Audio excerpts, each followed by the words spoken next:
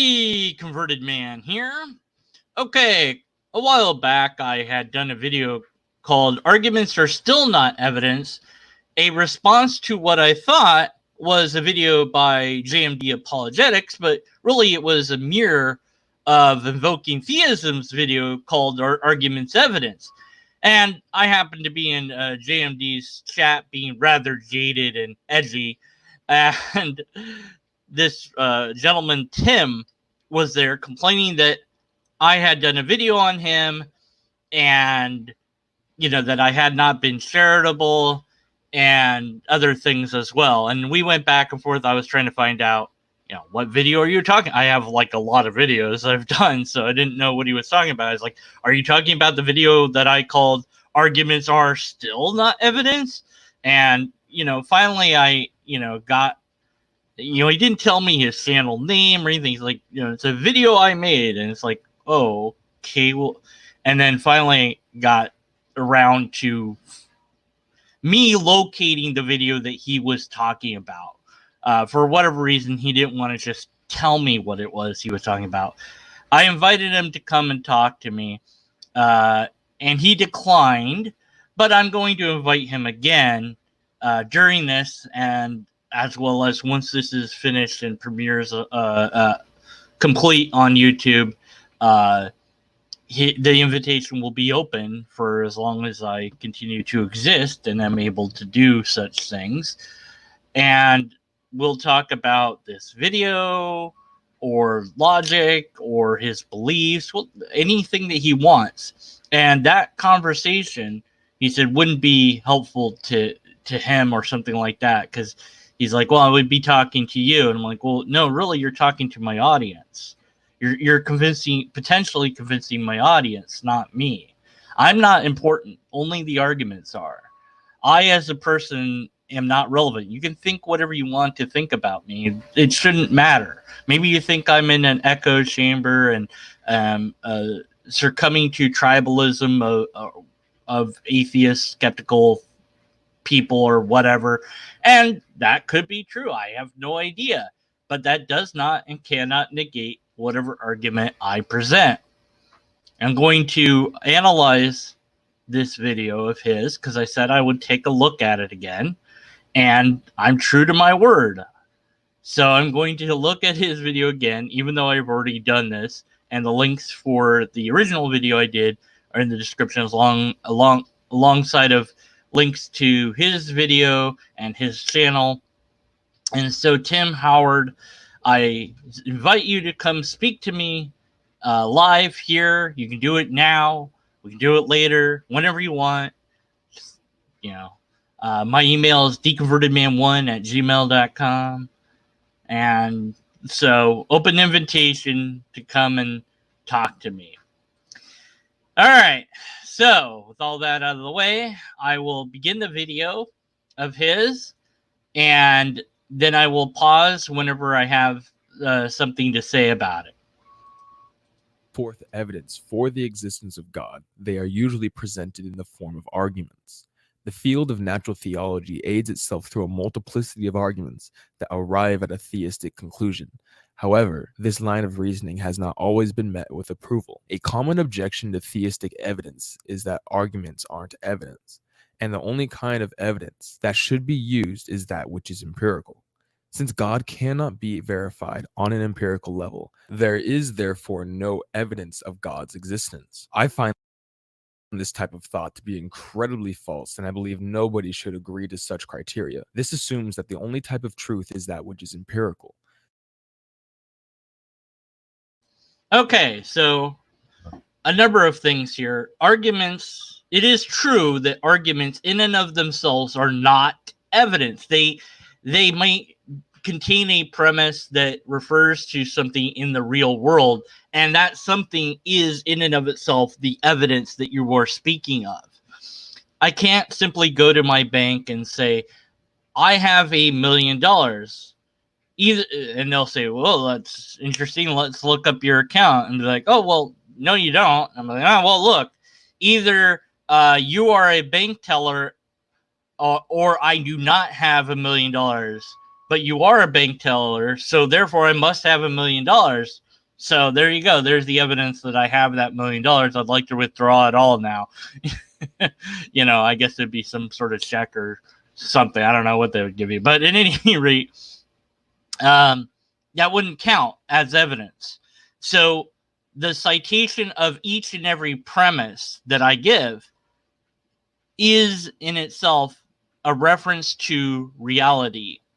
So I could say either my light is on or it is off. It is not off, therefore it is on. A simple disjunctive syllogism. But I'm still ultimately referring to a light that exists in the real world. And then the only way to actually verify whether or not my light is on is to examine my light in the real world to discover if it is on or off. Although the argument might be sound in and of itself, and thus you can think that the conclusion is more than likely true. But the premise has to be true. If the premise, it is not off, is false, then it is on. It is off, or, vice versa, however you want to say it. That in order to know, it's like, well, why bother with an argument? And there's discussion that we can have on that and what the function of arguments are. But nonetheless, the evidence is the thing itself. So empirical evidence is ultimately going to be the strongest version of evidence that we can hope to have. This is having the phenomenon in question to be something observed or observable in some way, shape, or form.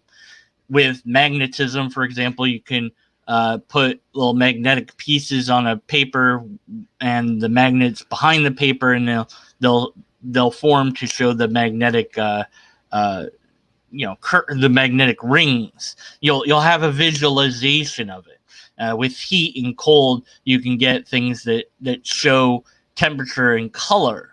Or you can get thermometer to measure it in that way. So you can quantify any given phenomenon through a visual method to some extent. Not all. There are some that we don't have, like, well, maybe black holes. Like, have we seen a black hole? Well, you can't see a black hole. You can see the things around the black hole. So you can see the effects around it, and then the black hole explains those effects. But then there's other things that can be seen that the predictions make about the black hole that you'll find to be either true or not true if the idea is sound. And so with the black hole theories, they've scientifically produced a number of papers that made predictions, and then those predictions were found to be the case. And so the name black hole has become the name of the phenomenon that we're witnessing when these are recorded. So even though you don't have a direct visual evidence of the phenomenon in and of itself, because it's impossible, it sucks in all light, you have things that confirm that part is the repeatable testing. That's the other hinge of science, if you will. The first part being empirical evidence, and the second being a repeatable test. There has to be some sort of methodology employed to show that the black hole exists at all. And so you have to come up with some hypothesis. The hypothesis has to meet certain criteria. It must produce a prediction of some sort, and it must be shown to be reliable and the thing that explains the phenomenon at hand.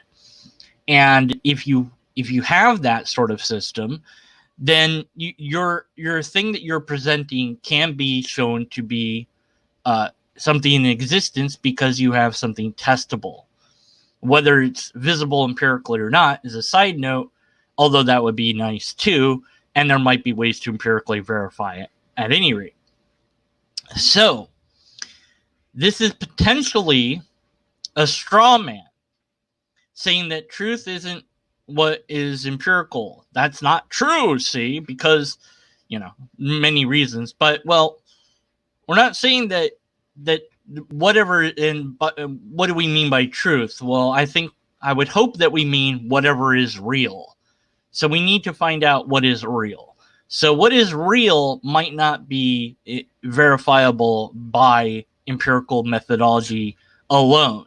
And that's why you have the repeated tests. That's why you have the various other facets of critical thought within science that ask critical questions and say, well, what about this? If this is true, then this should be true, and let's see if that's the case. So those testing methods are then used to verify, in this case, the black hole. You can't by its own nature, you can't see a black hole, but you can test the idea of it, and you can show the things around the black hole, and you can show the radiation, and you can show all the different aspects of it.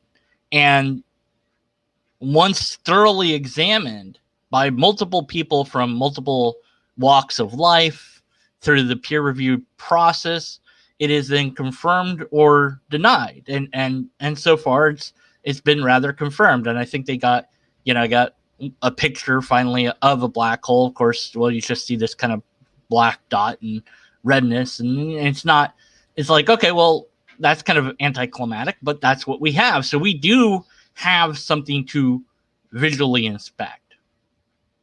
So in the case of God, there is no visible evidence, and even Invoking Theism admits this to be the case, that there is no empirical evidence of this thing that we're calling God. And go back and replay that just to hammer the point home again. Aren't evidence. And the only kind of evidence that should be used is that which is empirical. Okay, so the only kind of evidence that should be used is that which is empirical, or that which is testable. There's two things in there. It's not just the one thing. So that's where I say that this might be creating a straw man, because it's not really what the skeptic, atheist, agnostic, non-theistic person might be responding, or even somebody that's a different theist than you. Their God might be fully empirical, and then you might come to them with a God that's non-empirical and say, well, but no. The real God is non-empirical. Okay, well, but I have to see it to believe it, and you can't show me it. Okay, well, is there a test that can be performed on it at least? See, that is the second thing of the scientific method here.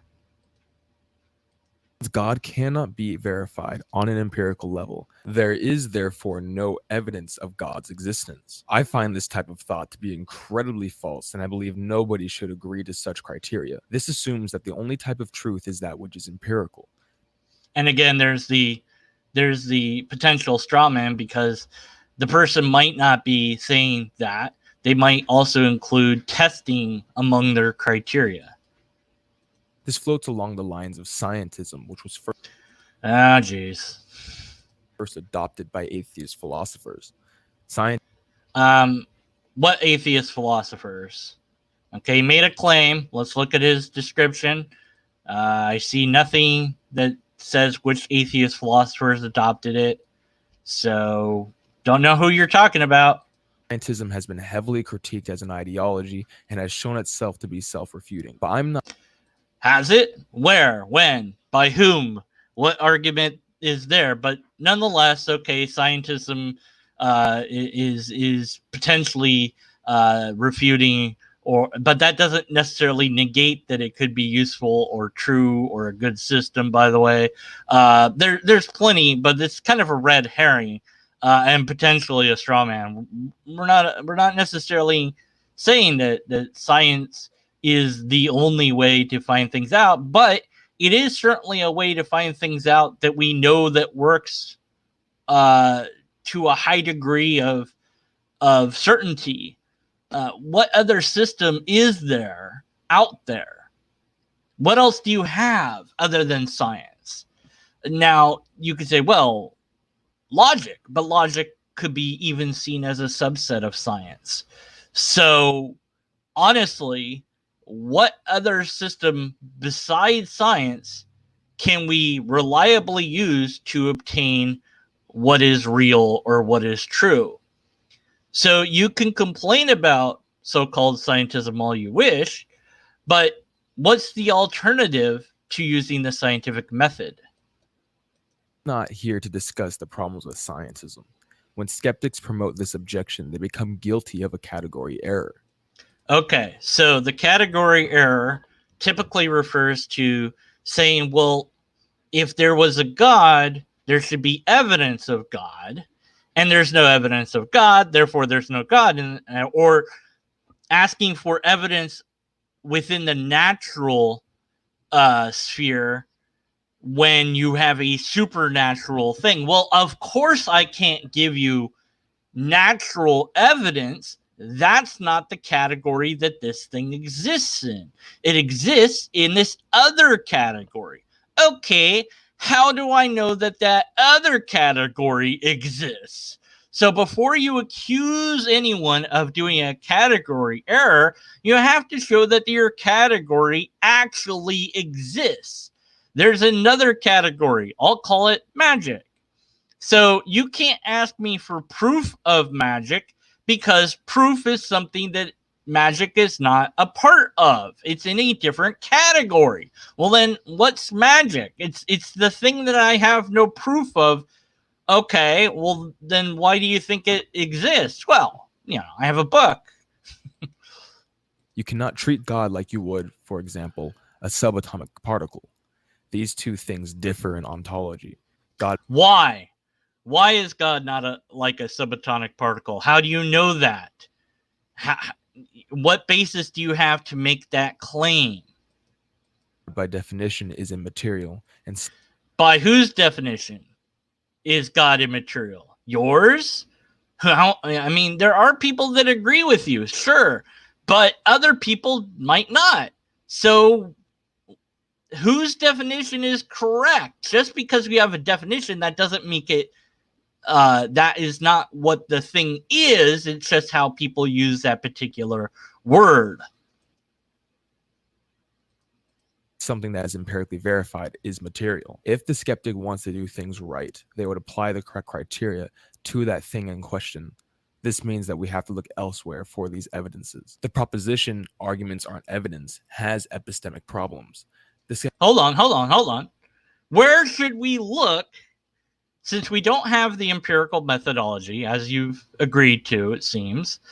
Now, you didn't mention testing, so I don't know what you think about testing. Can we test God? You said it's not like this subatomic particle, which suggests strongly to me that whatever you think God is, it is not a thing that could be tested or formed a hypothesis of. Because whatever it is not like this subatomic particle. Now, how do you know that at all? So what is this thing, and how do we go about finding this thing if we have no way to verify this thing?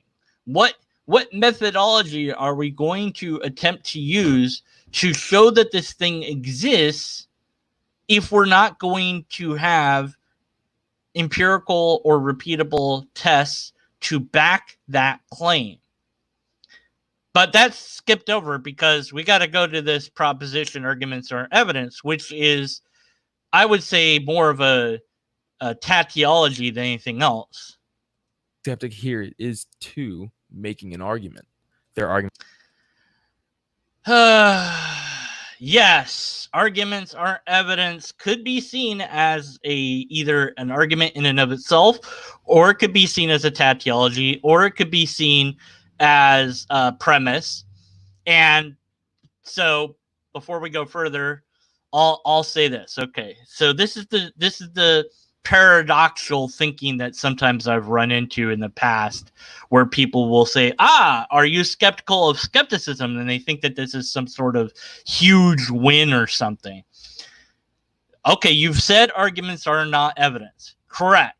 That's an argument. Correct. Where's your evidence of that? I don't have any. Okay. So how do I know that your statement is true? Good question. But you didn't answer my question. That's right. See, the thing is, I didn't offer you any evidence for it because the argument is not evidence. Therefore, I cannot give you evidence of the argument not having evidence because it is not there to give.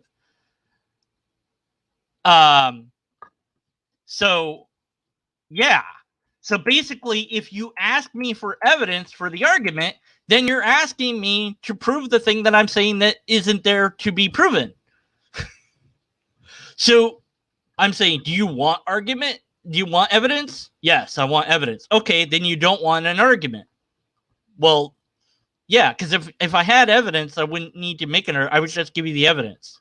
I wouldn't necessarily even need any particular argument if I have evidence. Would I? I'd just say, here it is. Here's the evidence. There you go. That's it.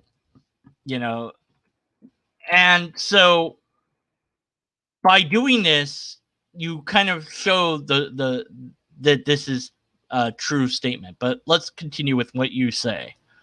Argument being that arguments aren't evidence. On one side of their mouth, they claim that arguments should not be accepted as evidence. But on the other side, they expect the theist to accept their argument as evidence for why arguments aren't evidence. No. Arguments are not evidence is true if, and only if, it is the case. It's a tautology, in other words. Let's see if I can run MS Paint here to help us all out to visualize. Let's see here. Okay. So bear with me a moment. Okay. So we have argument, which will just it is not E. Where is E for A? There is no E for A.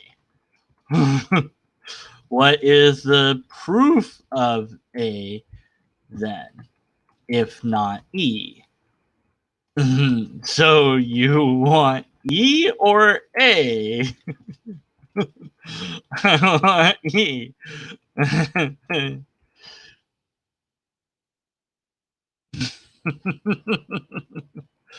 So A is not E. Where is the E for A? It's not there. There is no E for A. What's the proof of A if it's not E? Well, do you want E or A? I want E. Then you don't need A. It's not this like trick, okay? If you say, well, what's the evidence that the argument is not itself evidence? Is evidenced by the fact that it simply is not that thing. This is a tautology. Screw it. I can't spell that word. Okay. Hopefully that will clear that up, but it might not. And honestly, wouldn't be surprised if it was unclear. But you might say, well, then you don't need proof then, because you have an argument, you don't need evidence, right? Well, if you have an argument, and an argument in and of itself is not evidence, the argument only is sound if you can verify that the premises are true. How do you verify the premises are true? With evidence. You can't use an argument to just say that the argument is true, because that's not how arguments work. This is basic logic. Okay, here we go. Let's go back to the thing. Side chat has distracted me a bit. This becomes strangely self-refuting and only takes a few moments of thought to comprehend why this line of reasoning fails. To further solidify this point, let's examine what an argument actually is and why the theist uses them. The reason why theists use arguments is because they contain evidence. then just give the evidence. Don't bother with any argument. Just present the evidence. But what do you mean by evidence? Because you said, well, it's not empirical evidence. Okay. Is it testable evidence? No. Okay, then what is evidence here? What do you mean by evidence? Does he clarify what he means by evidence? No, not in his description. Does he do so in this video? I doubt it. So what is your evidence for the thing that you call God, or whatever the claim is? It could be anything. It could be something we actually know exists, like sheep. I have a sheep. It's blue and it's also stuffed. And it lives on my computer. Okay, it's a stuffed sheep. It's not an actual sheep, and it's from the game Minecraft. But I have it. Okay, some of you have seen that in videos. And if I plug in my webcam right now, it'll probably crash the stream. So I can't show you now. You just have to believe me that it's there. But I don't have evidence. I haven't given you evidence of it. So you're free to doubt this. You're free to doubt that I have this in my possession until I show you that I have it. Then I guess you could question, well, do I really own it? And stuff like this. But, all of that's kind of a side note. At least I showed you the dang sheep. If what you mean by evidence is argument itself, that would be a problem, because then you say argument contains the argument, because I don't have evidence, because the argument in and of itself isn't evidence. The thing is, it contains the evidence. Well, no, it doesn't. It references the evidence.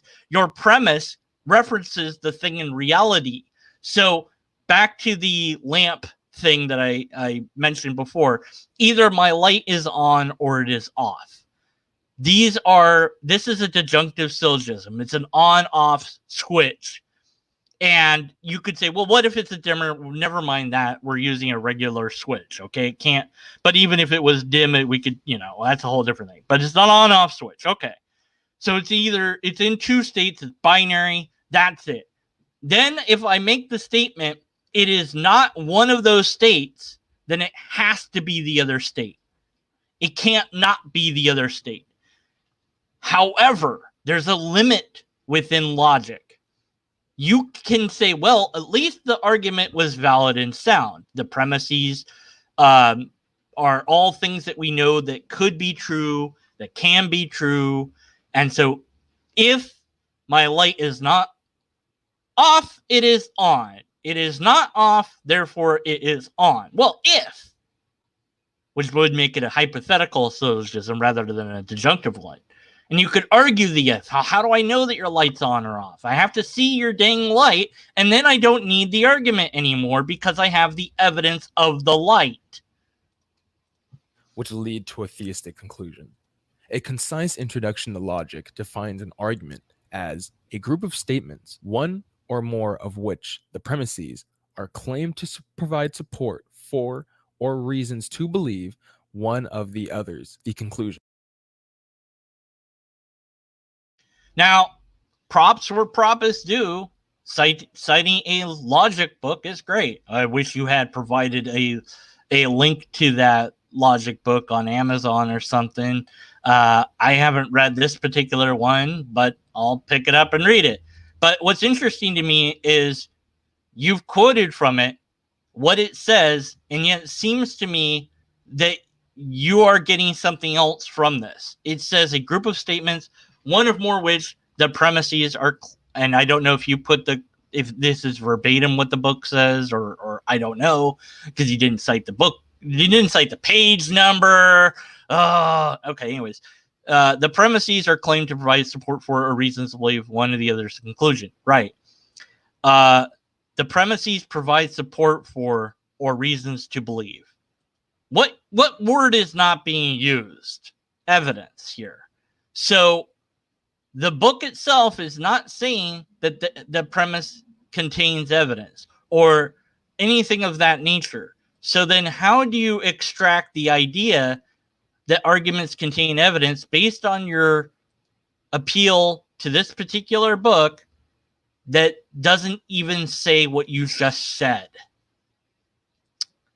Isn't that a little bit of a problem? If you're gonna, I don't know how long it would take me, but I could probably find a book that at least said that the argument contains evidence, but it doesn't actually. The argument points to evidence at best, or not but the premise points to an. I don't. Whatever.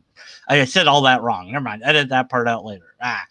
Okay. But the argument premise might be talking about a thing that which we have evidence for. And what do we mean by evidence? Empirical evidence? Repeated testing evidence? Well, no. Neither of these things are evidence in your for this God thing, apparently. So this whole argument about the statement, which is true, that arguments are not evidence, is one giant red herring in regards to the fact that your idea of God is one that you do not have evidence for in the empirical or testable manner. Therefore, you cannot have anything to offer that. If you want to say evidence, then you're going to have to tell us what you mean by evidence at this point. So here's a group of statements, one of them or more, which are claimed, they're not necessarily evidenced for, but they're claimed to provide support for, or reasons to believe, not reasons to know, the conclusion. The premises are claimed to provide support for or reasons to believe one of the others, the conclusion. There's a general outline that is noted. Every argument may be placed in either two basic groups, those in which the premises really do support the conclusion and those in which they do not, even though they are claimed to. The former are said to be good arguments, at least to that extent. The latter, bad arguments. Furthermore, an argument is a group of statements. A statement can be defined as a sentence that is either true or false. Oh, wow. I thought I was muted when I wasn't muted. Great. Oh, the video. Yeah,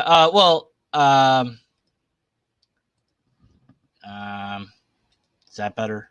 Okay. Let me go back to make sure everybody saw this bit here. So you know I was reading that honestly. Okay, and then let's go back a little bit. He talks about arguments that are bad, which I find funny because all arguments that I've ever seen or heard for God have so far had one or more logical fallacies, but that's a whole different issue. They do not, even though they are claimed to. The former are said to be good arguments, at least to that extent. The latter, bad arguments. Furthermore, an argument is a group of statements. A statement can be defined as a sentence that is either true or false. It can be defined as that way, but that doesn't necessarily mean that is the correct way to use statement in this case. But very well, we'll go with it because it still works. It's just not as nuanced as I would like it to be, but it's good enough. Here we have a basic foundation for arguments. The statements that make up an argument are divided into one or more premises and exactly one conclusion. The premises are the Oh, hold on there. Hold on. I just got to mention that he supported what I've been saying for a long time, that you should only have two premises and a conclusion. And Caleb Cumberland, whose book, God and Natural Evil, A New Cosmological Argument and the New Response to the Problem of Evil, is one that has 17 premises. Sorry, I'll get to that book eventually. I didn't mean to. I'm sorry if I blew out your ears. I'm sorry, but 17 premises. 17. Okay, sorry. Statements that set forth the reasons or evidence, and the conclusion is the statement that the evidence is claimed to support or imply. In other the evidence of each of the premises, but the premises are either true or false. So either the premise is talking about something that is true or not true. How do we know if it's true or not? Well, we have to go and look at reality to find that out. So how do we do that? What is our epistemology? That is what is at the core and has been at the core of this discussion forever and all time. I don't know if how long Tim has been around. He's probably better known for the channel name, which is Invoking Theism. And this particular video appeared on JMD Apologetics video. I told him I'd give it another look, even though I've already done it. Everything is in the description, so check that out. Okay, sorry, that was for live chat. I'll edit that out later. I can't edit out anything. So, what was I saying now? Dang it. Oh, yeah, the premises, right. According to Tim, the premises are either true or false. How do we know if they're true or false? Because then we're talking about epistemology, right? And so the entire reason that the statement is made regarding arguments that you seem to be missing here, that arguments are not evidence, is true. That is correct. They contain statements which are not evidence. The statements are not evidence. They're statements. Either the statement is true or false. How are you going to find out if the statement is true or false? You're going to need evidence of it one way or the other. Now, what do we mean by evidence? Now, for me, I mean empirical or repeatable methodology. I do not know of a different system to use. It seems that you have some other system that you're using. Now, maybe you're saying, well, logic itself can be used as a supplement to empirical or testable things. Well, that's a problem, because then our epistemology would be, there is sometimes a thing that I can find to be true without any empirical testable way. And the way that I found it to be true was via this argument. And the argument shows that it's true because the argument shows that it's true. And nothing else shows that it's true other than the argument. And that's if the argument was valid and sound. So when we tell you guys and girls out there, and this isn't just about being atheist or skeptic or whether, this is me speaking as an amateur logician. And you can question how well I know my logic stuff if you want. That's fine.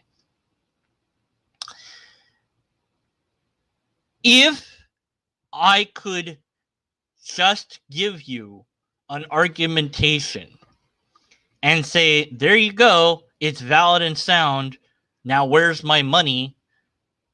That would be great. It would be a weird world, and I'd have $1 million. I'd have more than $1 million. I'd have all the money I could ever want. I'd pay off the national debt. In fact, there wouldn't be a national debt. I'd say peace is declared in the world because I have said it. I'd make an argument that made either lobsters exist or there is no peace in the world. Lobsters do exist, therefore there's peace in the world. There you go. I made an argument, and so it has to be true. Well, okay. Well, what about the premises? Either they're true or false. Correct. Okay. So we're not using empirical evidence or a repeatable test on the second premise, because that's the one that has the main point. We're not showing any association causation between lobsters' existence and the fact of there not being world peace, which would then flip it to being world peace since lobsters do exist.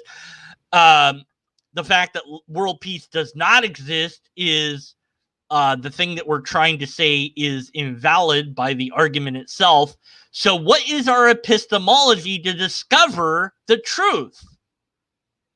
It can't be the argument itself. It has to be whatever the system that we're using to discover if the premises are true in the first place. So what is your epistemology? Because you could talk about evidence. You could talk about the statements being true or false. That's great. You're kind of not right about some of this, and you're kind of right about other parts. You're not very well nuanced in it, but still, I think I'm being very charitable here. And what's interesting to me is I offered Tim to come and talk to me.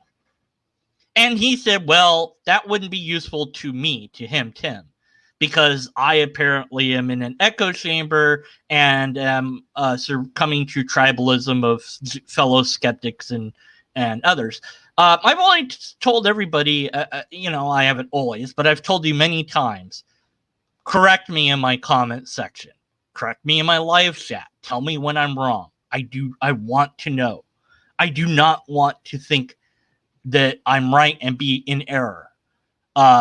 And what's interesting is I told Tim, I will give you as much time as you want to make your presentation. It could be this whole video.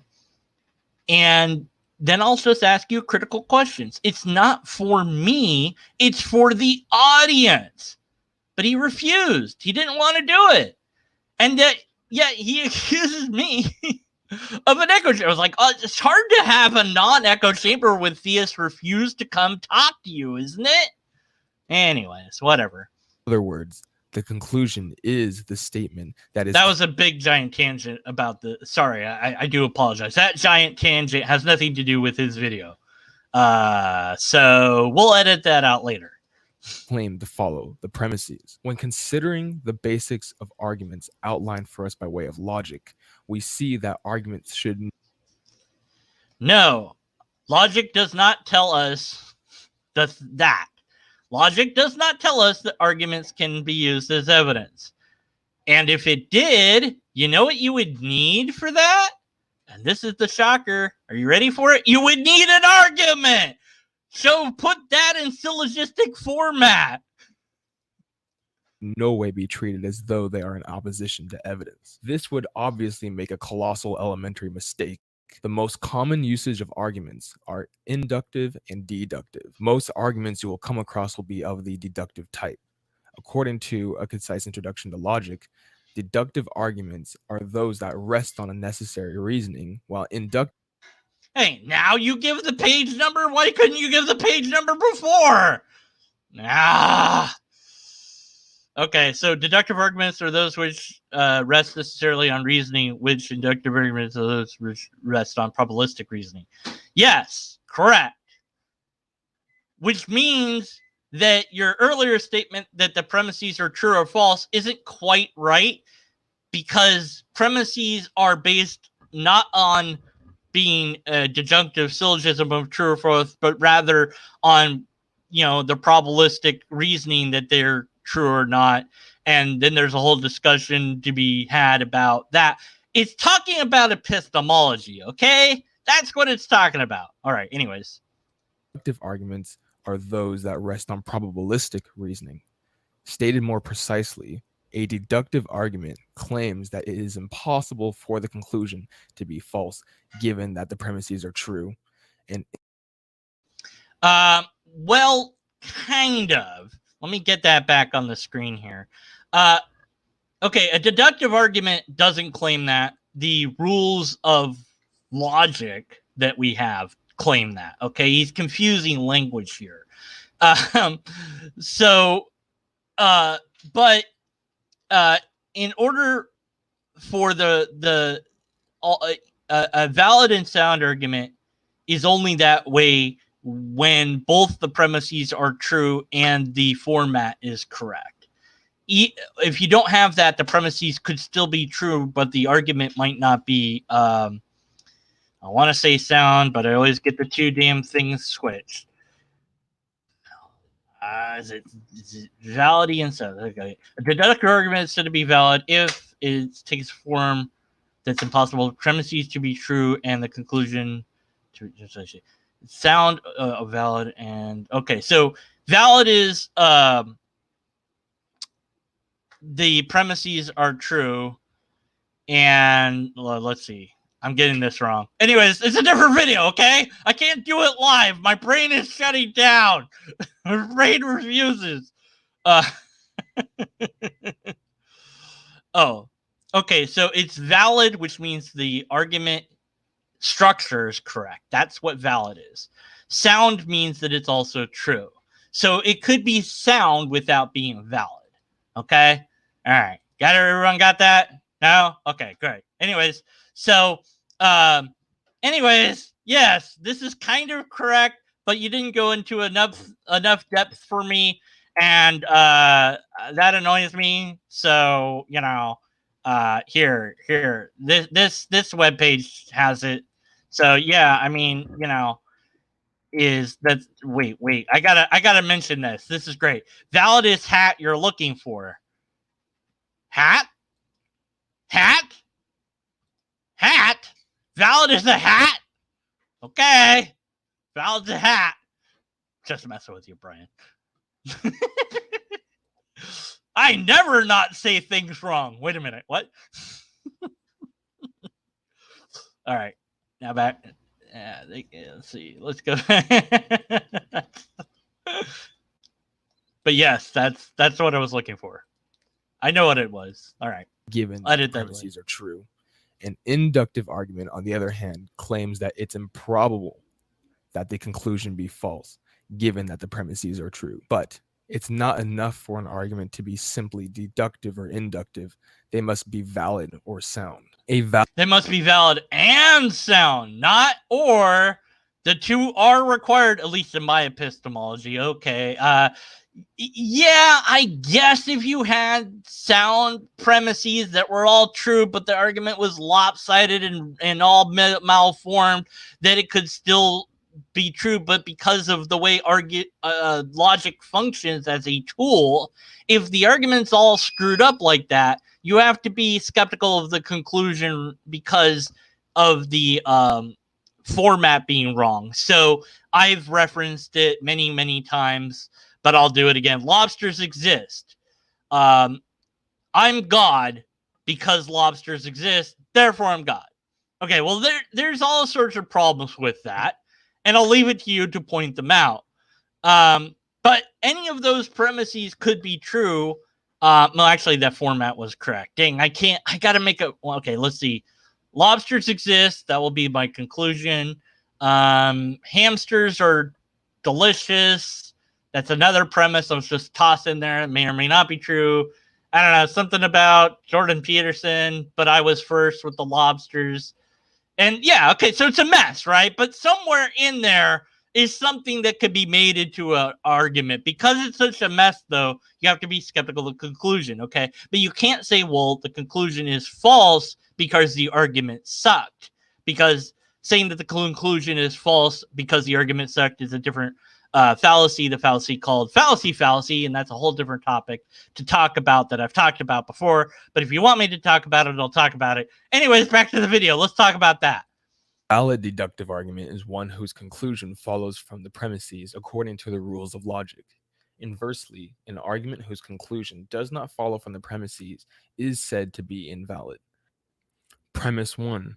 If Sherry gets an A in epistemology, she'll be proud of her work. Premise 2. Sherry is proud of her work. Premise 3. Therefore, Sherry got an A in Oh, man, where did you get that syllogism from? So this is a hypothetical syllogism. And also, let's see. This is supposed to be a modus teleos, but there's other reasons that she could have... she might be proud of her work that is not in reference to this. So it should have said Sherry is proud of her work in epistemology. That would have connected it better. And then that would have made this argument a good one in structure and format. But go ahead, use a bad argument. I don't know, whatever, Oh, so source. He labels his source. Oh, thank you. The source for this broken argument is Philosophical Foundations for a Christian Worldview. I would suggest using a website that isn't Christian in nature to get your arguments from. By the way, this also breaks the thing that you said earlier, that it should be two premises and a conclusion. So premise 3 shouldn't be a premise, it should be a conclusion. epistemology. All three statements may in fact be true, but because premise 3 does not follow logically from premise 1 and premise 2, this is an invalid argument. An example of a good argument and premise be true, therefore Sherry got an A. Wait, are you saying that this is an invalid argument that you're giving us? Well, I agree, but not for the reasons that you said it's invalid. So, okay, I already explained it to all of you. I know you guys and girls and robots are smart, so I'm not going to explain it again. Yeah, even a broken clock can be the correct time twice a day. Unless it's missing all hands and ways to tell time, then it's, I don't know, it's not, I guess it's cuckoo, whatever. All right. In epistemology, all three statements may in fact be true, but because premise 3 does not follow logically from premise 1 and It's premise called a 2, non sequitur. this is an invalid argument. An example of a good argument is premise 1. If today is Sunday, the library is closed. Premise 2. Today is Sunday. Premise 3. Therefore, the library is closed. Okay, so this is a nice modus ponens hypothetical syllogism. If it's Sunday, then this is true. It is Sunday, therefore this is true. Ah, perfect. Beautiful. I love it. Great. Now do that. Also, by the way, it's not premise, it's conclusion. Ah! Anyways, well, whatever. I mean, just saying, it's fine. Even though earlier you said it should be two premises and conclusion, you can go ahead and say premise 3 because that's where your source said. But I would have fixed it to conclusion. Just me. I mean, it's just I'm nitpicking. I know. Okay, back to. A good argument will not only follow the rules of formal logic, but will also avoid informal fallacy. Oh wait, I got it. For the library, but will all. I like this. Deconverted man, likey this. All A or B. Oh yeah, I like that. Yeah, no, A is B. Some A is in B. Ah, so I love that. Ah, yes. Sorry. Okay, sorry. Also avoid informal fallacies. An argument that is both logically valid and has true premises is called a sound argument. These arguments will have premises that are more plausible than their contradictories. Now give us one for God. For an argument to be a good one, it does not require that we have absolute certainty of the truth of the premises. It depends what type of argument you're talking about. But yeah, maybe. It just really depends what you're talking about. But what's interesting is in none of this have you said anything about the argument being evidence. Everything you've said here in this part is pretty good. Okay, it's not. It's not as in depth as I've gone here.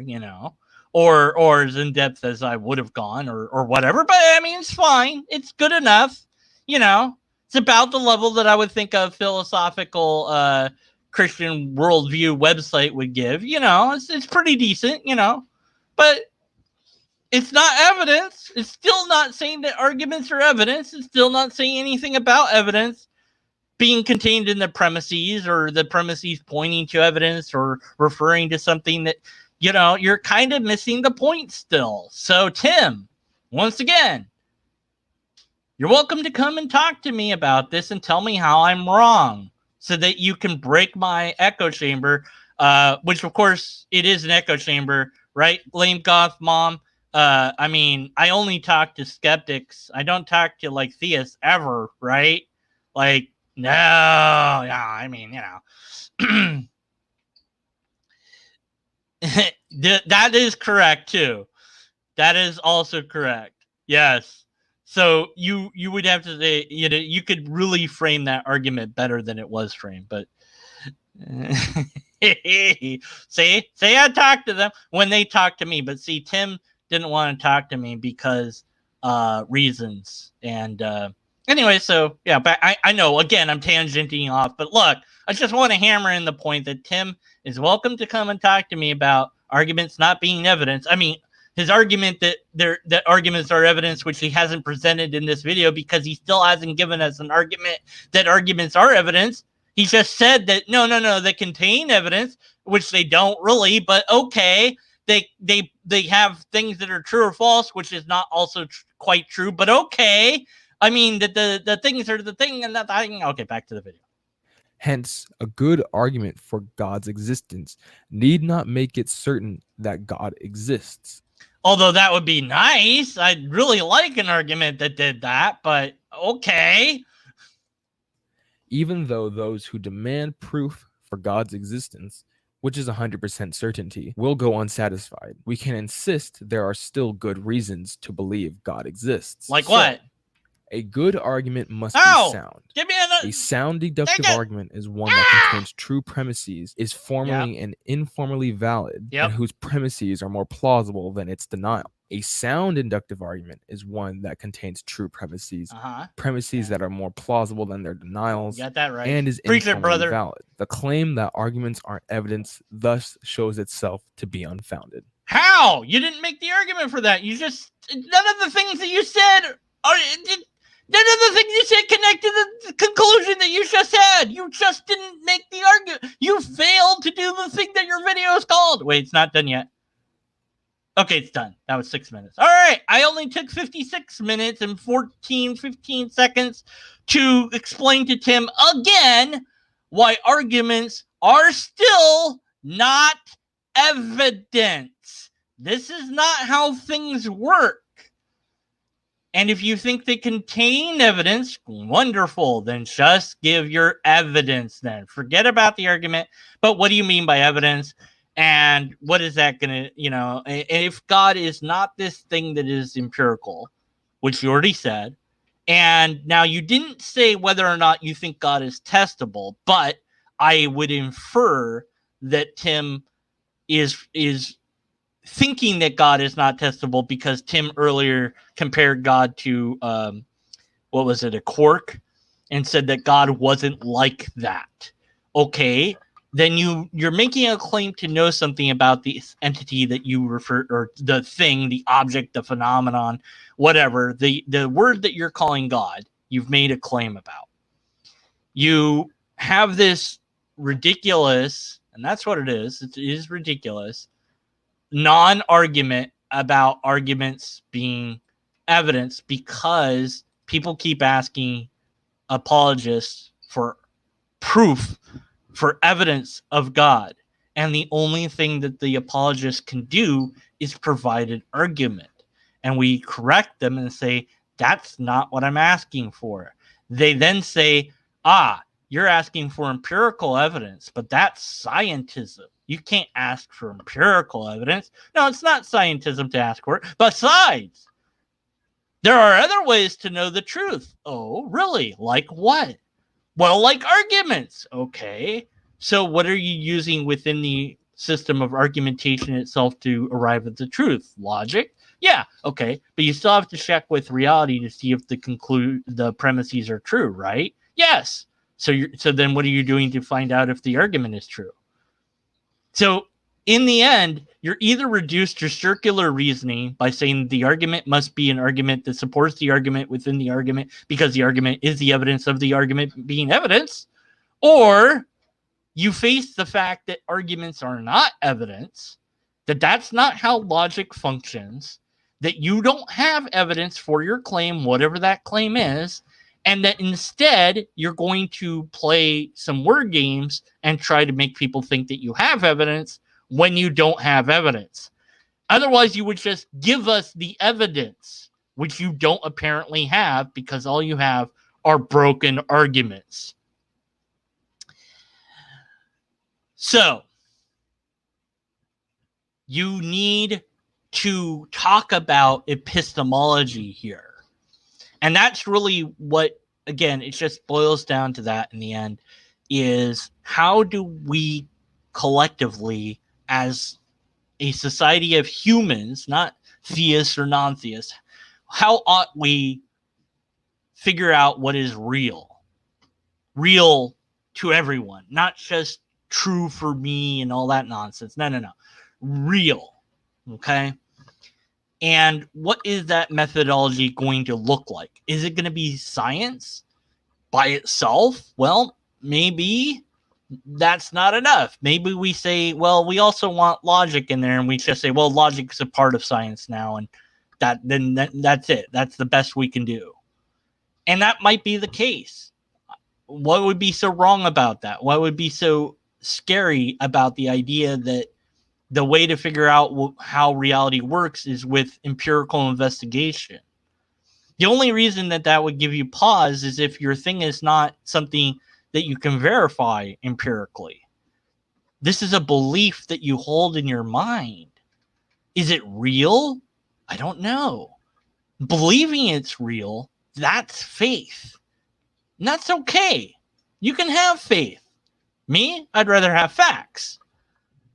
But you can have all the faith that you want. Let's just be honest. That's all it is faith. And faith can be good, it can be bad, it can be neither. But you don't know if it's a fact. That's why it's called faith. If you had proof of God, you wouldn't need faith. And you wouldn't need broken arguments because you would have the evidence. And then everybody could know that God existed. But we don't have that. Maybe God is not that thing. That might be the case. You might be right. God doesn't belong in that category. Now, I think God is an object of the mind and belongs squarely in that category. I could be wrong.